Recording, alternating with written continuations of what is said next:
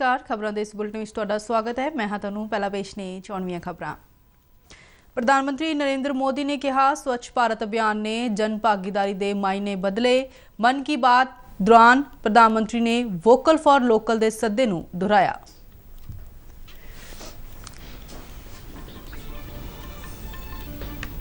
केंद्रीय मंत्री जितेंद्र सिंह ने कहा कि सरकार पूंजी और रोजगार सिरजन लई सनती स्टार्टअप्स नूं दे रही है हल्लाशेरी।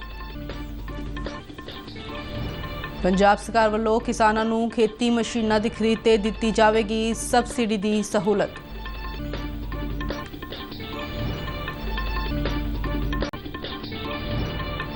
सीबीआई ने आबकारी नीति मामले में दिल्ली के उप मुख्यमंत्री मनीष सिसोदिया नूं कीता गिरफ्तार।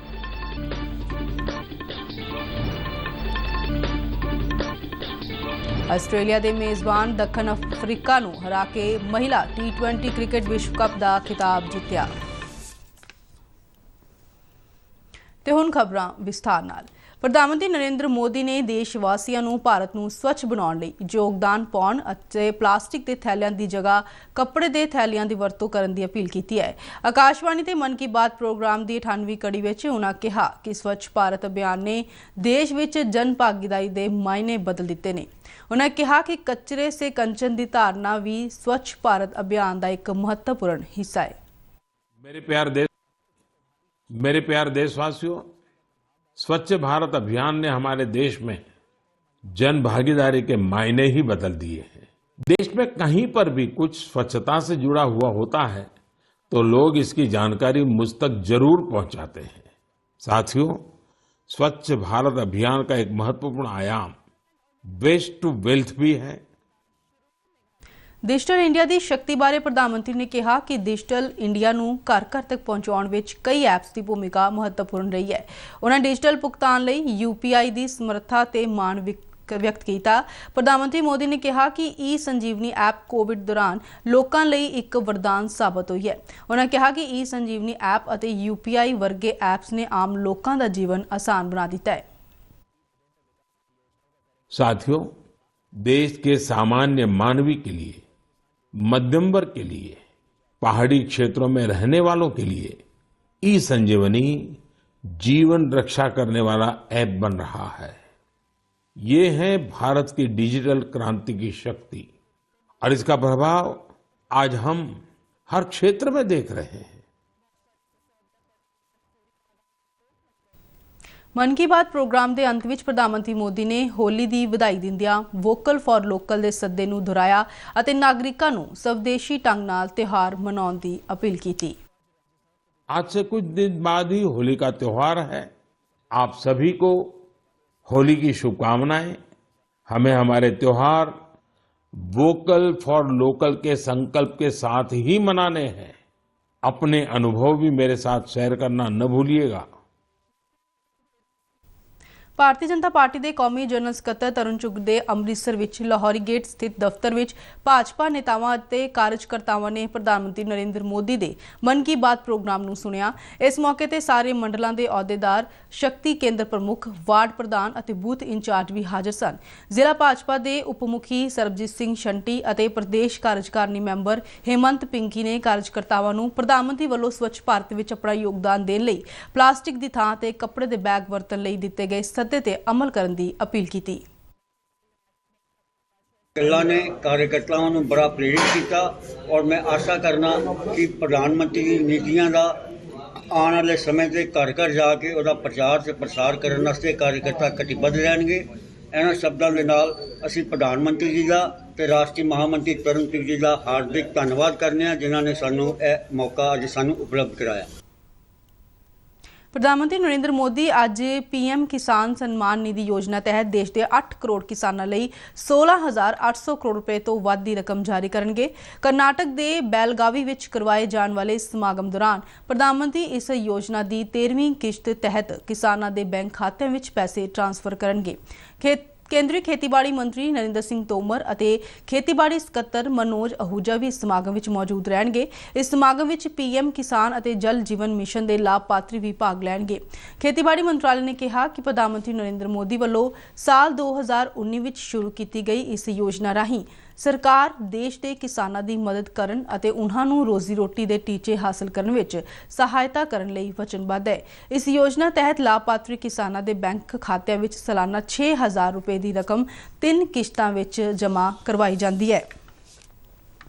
ਕੇਂਦਰੀ ਮੰਤਰੀ जितेंद्र सिंह ने कहा कि सरकार पूंजी ਅਤੇ रोजगार ਸਿਰਜਣ ਲਈ ਸਨਅਤੀ ਸਟਾਰਟਅਪਸ ਨੂੰ ਉਤਸ਼ਾਹਿਤ ਕਰ ਰਹੀ ਹੈ। ਨਵੀਂ ਦਿੱਲੀ ਵਿਖੇ ਬਾਇਓਟੈਕਨੋਲੋਜੀ ਵਿਭਾਗ ਦੇ 37ਵੇਂ ਸਥਾਪਨਾ ਦਿਵਸ ਮੌਕੇ ਕਰਵਾਏ ਸਮਾਗਮ ਨੂੰ ਸੰਬੋਧਨ ਕਰਦਿਆਂ ਕੇਂਦਰੀ ਮੰਤਰੀ ਨੇ ਕਿਹਾ ਕਿ ਸਟਾਰਟਅਪ ਸ਼ੁਰੂਆਤੀ ਉਤਪਾਦਾਂ ਦੀ ਚੋਣ ਅਤੇ ਸਰਕਾਰ ਦੇ ਸਹਿਯੋਗ ਨਾਲ ਆਪਣੇ ਆਪ ਨੂੰ ਟਿਕਾਊ ਬਣਾ ਸਕਦੇ ਨੇ। ਉਹਨਾਂ ਭਰੋਸਾ ਦਿੱਤਾ ਕਿ ਮੌਜੂਦਾ ਸਰਕਾਰ ਦੇ ਕਾਰਜਕਾਲ ਵਿੱਚ ਸਟਾਰਟਅਪਸ ਲਈ ਫੰਡ ਕੋਈ ਰੁਕਾਵਟ ਨਹੀਂ ਬਣਨਗੇ।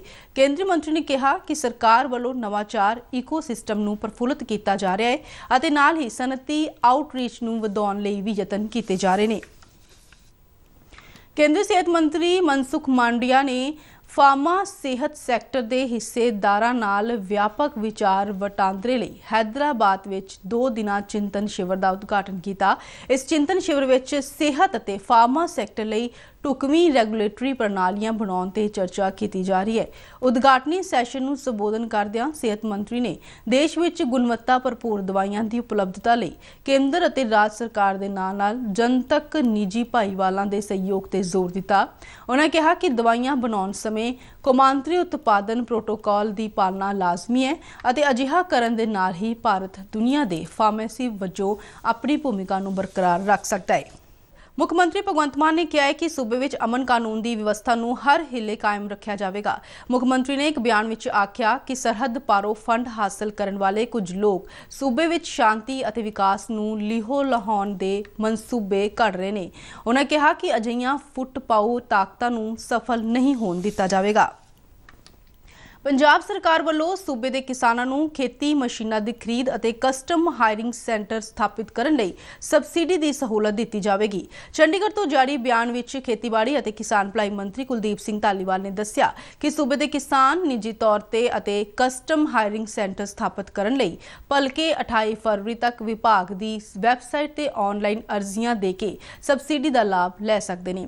ਖੇਤੀਬਾੜੀ ਦੇ ਮਸ਼ੀਨੀਕਰਨ ਬਾਰੇ ਸਬਮਿਸ਼ਨ ਤਹਿਤ ਖੇਤੀ ਮਸ਼ੀਨਰੀ ਨੂੰ ਉਤਸ਼ਾਹਿਤ ਕਰਨ ਇਹ ਕਦਮ ਚੁੱਕਿਆ ਗਿਆ ਹੈ। ਖੇਤੀਬਾੜੀ ਮੰਤਰੀ ਨੇ ਦੱਸਿਆ ਕਿ ਸਬਸਿਡੀ ਦੀਆਂ ਦਰਾਂ ਆਮ ਵਰਗ ਲਈ 40%, ਵਿਸ਼ੇਸ਼ ਹਿੱਸੇ ਲਈ 50% ਅਤੇ ਕਸਟਮ ਹਾਇਰਿੰਗ ਸੈਂਟਰਾਂ ਲਈ 40% ਹੋਣਗੀਆਂ। ਇਸ ਸਕੀਮ ਦਾ ਲਾਭ ਲੈਣ ਲਈ ਕਿਸਾਨ ਜ਼ਿਲ੍ਹਾ ਖੇਤੀਬਾੜੀ ਅਧਿਕਾਰੀ ਨੂੰ ਵੀ ਮਿਲ ਸਕਦੇ ਨੇ। ਪੰਜਾਬੀ ਗਾਇਕ ਸਿੱਧੂ ਮੂਸੇਵਾਲਾ ਹੱਤਿਆਕਾਂਡ ਦੇ ਆਰੋਪੀ ਮਨਦੀਪ ਤੂਫਾਨ ਅਤੇ ਮਨਮੋਹਨ ਸਿੰਘ ਦੀ ਸੈਂਟਰਲ ਜੇਲ੍ਹ ਗੋਇੰਦਵਾਲ ਸਾਹਿਬ ਵਿੱਚ ਹੋਈ ਗੈਂਗਵਾਰ ਦੌਰਾਨ ਮੌਤ ਹੋ ਗਈ, ਜਦਕਿ ਕੇਸ਼ਵ ਬਠਿੰਡਾ ਗੰਭੀਰ ਰੂਪ ਵਿੱਚ ਜ਼ਖਮੀ ਹੋ ਗਿਆ। ਮੈਡੀਕਲ ਅਧਿਕਾਰੀ ਡਾਕਟਰ ਜਗਜੀਤ ਸਿੰਘ ਨੇ ਕਿਹਾ ਕਿ ਜੇਲ੍ਹ ਤੋਂ ਲਿਆਂਦੇ ਗਏ ਤਿੰਨੋਂ ਜ਼ਖਮੀਆਂ ਵਿੱਚੋਂ 2 ਦੀ ਪਹਿਲਾਂ ਹੀ ਮੌਤ ਹੋ ਚੁੱਕੀ ਸੀ, ਜਦਕਿ ਤੀਜੇ ਦੀ ਹਾਲਤ ਗੰਭੀਰ ਹੋਣ ਤੇ ਉਸ ਨੂੰ ਅੰਮ੍ਰਿਤਸਰ ਦੇ ਗੁਰੂ ਨਾਨਕ ਦੇਵ ਹਸਪਤਾਲ ਵਿੱਚ ਰੈਫਰ ਕਰ ਦਿੱਤਾ ਗਿਆ। ਐਸਐਸਪੀ ਗੁਰਮੀਤ ਸਿੰਘ ਚੌਹਾਨ ਨੇ ਦੱਸਿਆ ਕਿ ਮਾਮਲੇ ਦੀ ਡੂੰਘਾਈ ਨਾਲ ਜਾਂਚ ਸ਼ੁਰੂ ਕਰ ਦਿੱਤੀ ਗਈ ਹੈ। ਸੰਤ ਨਿਰੰਕਾਰੀ ਮੰਡਲ ਵੱਲੋਂ ਅੰਮ੍ਰਿਤ ਮਹੋਤਸਵ ਦੇ ਸਵੱਛ ਮਨ ਸਵੱਛ ਜਲ ਪ੍ਰੋਜੈਕਟ ਅਧੀਨ ਪੰਜਾਬ ਭਰ ਵਿੱਚ ਸਵੱਛਤਾ ਮੁਹਿੰਮ ਚਲਾਈ ਗਈ।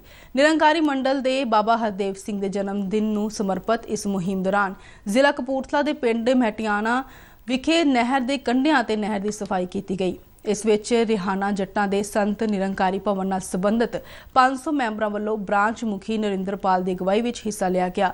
ਇਸ ਮੌਕੇ ਤੇ ਵਾਤਾਵਰਣ ਦੀ ਸ਼ੁੱਧਤਾ ਲਈ ਲੋਕਾਂ ਨੂੰ ਪ੍ਰਸਾਦ ਵਜੋਂ 1000 ਬੂਟੇ ਵੀ ਵੰਡੇ ਗਏ।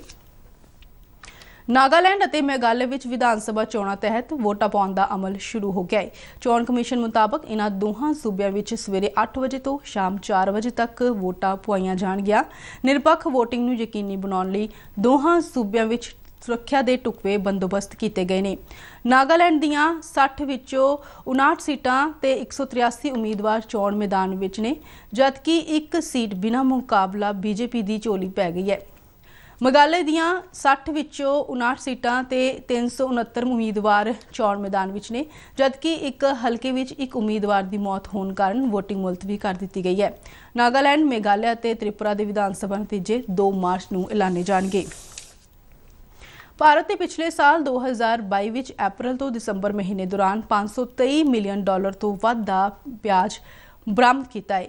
ਵਣਜ ਅਤੇ ਸਨਅਤ ਮੰਤਰਾਲੇ ਨੇ ਬਿਆਨ ਜਾਰੀ ਕਰਦਿਆਂ ਦੱਸਿਆ ਕਿ ਸਾਲ 2021 ਦੀ ਇਸੇ ਮਿਆਦ ਦੇ ਮੁਕਾਬਲੇ ਪਿਆਜ਼ਾਂ ਦੀ ਬਰਾਮਦ ਵਿੱਚ 16.3% ਦਾ ਵਾਧਾ ਦਰਜ ਕੀਤਾ ਗਿਆ ਹੈ। ਮੰਤਰਾਲੇ ਨੇ ਵੀ ਸਪਸ਼ਟ ਕੀਤਾ ਹੈ ਕਿ ਪਿਆਜ਼ ਦੀ ਬਰਾਮਦ ਤੇ ਕਿਸੇ ਵੀ ਤਰ੍ਹਾਂ ਦੀ ਕੋਈ ਰੋਕ ਨਹੀਂ ਲਗਾਈ ਗਈ, ਜਦਕਿ ਪਿਆਜ਼ ਦੇ ਕਣ ਦੀ ਬਰਾਮਦ ਤੇ ਪਾਬੰਦੀ ਲਗਾਈ ਗਈ ਹੈ।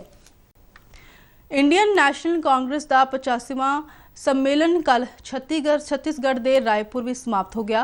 इस 3 दिना सम्मेलन में कांग्रेस पार्टी के 15,000 तो वध डेलीगेटां ने भाग लिया ते वख-वख मुद्दों ते विचार वटांदरा किया। इस सम्मेलन दौरान पार्टी ने 6 मतियां नूं भी अपनाया ते पार्टी लई भविख दा रोड मैप दिता गया। सम्मेलन नूं कांग्रेस प्रधान मल्लिकार्जुन खड़गे ते राहुल गांधी तो इलावा कई नेतावां ने संबोधन किया। केंद्रीय जांच ब्यूरो CBI ने आबकारी नीति के मामले में दिल्ली के उप मुख्यमंत्री मनीष सिसोदिया नूं गिरफ्तार कर लिया है। CBI वालों दिल्ली आबकारी नीति 2021-22 के अमल में कथित तौर पर बेनियमां की जांच की जा रही है। इस तो पहला एजेंसी ने मनीष सिसोदिया नूं कई बार पुछ पड़ताल लई बुलाया सी अते इस बार उन्होंने गिरफ्तार कर लिया गया। CBI का कहना है कि सिसोदिया वालों पुछगिछ दौरान सवालों के तसल्ली बख्श जवाब नहीं दिते गए अते ना ही जांच प्रक्रिया में सहयोग किया गया है। सिसोदिया नूं अज अदालत में पेश किया जाएगा। भारतीय हवाई फौज की एक टुकड़ी यूके के वेलिंगटन विच कोबरा वॉरियर हवाई मशकों में भाग लैण लई रवाना हो गई है। 150 एयर वॉरियर की यह टुकड़ी कल जामनगर के एयरफोर्स स्टेशन तो रवाना हुई। कोबरा वॉरियर हवाई मशकां 6 मार्च तो 24 मार्च तक चलणगियां। रक्षा मंत्रालय ने बयान में कहा है कि यह बहुपक्षी मशकां यूके सने फिनलैंड, स्वीडन, दक्षिण अफ्रीका, अमेरिका और सिंगापुर दी हवाई फौजां दरमियान बेहतरीन अभ्यासां नूं सांझा करन दा एक मौका है। भारतीय हवाई फौज इन्हां मशकां विच 5 मिराज 2000 लड़ाकू जहाज़ां, 2 C-17 ग्लोब मास्टर और हवा विच तेल भरन वाले जहाज़ IL-78 नाल शामिल होवेगी। आस्ट्रेलिया ने मेज़बान दक्षिण अफ्रीका नूं हरा के महिला T20 विश्व कप का खिताब जित लिया है। आस्ट्रेलिया ने 6वीं बार इस खिताब पर कब्जा किया। केपटाउन के न्यूलैंड्स विच कल खेडे गए फाइनल मुकाबले में आस्ट्रेलिया ने मेज़बान टीम नूं 19 दौड़ां के फर्क नाल मात दी। आस्ट्रेलिया की टीम ने टॉस जित के पहला बल्लेबाजी करदिआं मिथे 20 ओवरां विच 6 खिडारियों के नुकसान से 156 दौड़ां बनाईआं। आस्ट्रेलिया की तरफों सलामी बल्लेबाज बैथ मुनी ने नाबाद रहिंदिआं 53 गेंदां विच 74 दौड़ां बनाईआं। 157 दौड़ां के टीचे का पीछा करन मैदान विच उतरी दक्षिण अफ्रीका की टीम 20 ओवरां विच केवल 137 दौड़ां ही बना सकी, जबकि उसके 6 खिडारी आउट हुए। आस्ट्रेलिया की बैथ मुनी नूं प्लेयर ऑफ द मैच अते एशले गार्डनर नूं प्लेयर ऑफ द सीरीज चुनिया गया। भारतीय पहलवान अंकित गुलिया ने मिस्र के अलेक्जेंड्रिया विच होए इब्राहिम मुस्तफा रैंकिंग सीरीज विच कांसे का तमगा जितया। कांसे के तमगे लिए होने वाले मैच विच ओलंपिक चैंपियन मोहम्मद रेजा के ना खेडन कारण बराबरी की स्थिति विच अंकित नूं बेहतर खेड के आधार पर कांसे का तमगा दिता गया। गरीको रोमन वर्ग विच 19 साला अंकित ने जॉर्जिया के उत्तर अब्दुलाजे नूं 9-0 के फर्क नाल हराया सी। खबरों के बुलेटिन साडे दर्शक RNU DDK जलंधर के YouTube चैनल, फेसबुक पेज और ट्विटर हैंडल पर भी देख सकते हैं। इस दे नाल ही खबरों का बुलेटिन खत्म होता है। इजाजत दिओ, नमस्कार।